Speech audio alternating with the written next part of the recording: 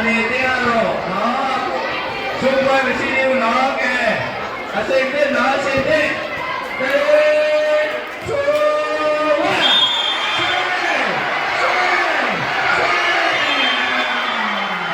ဒီတရားနဲ့ကောင်းပါ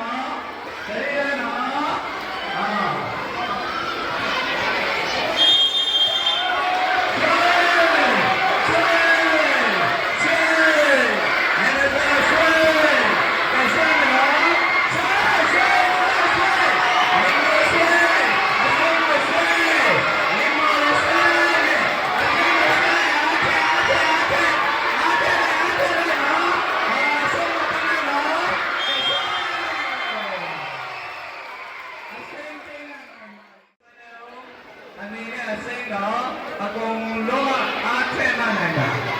ဟောတရားပုံမှန်ပဲတမ်း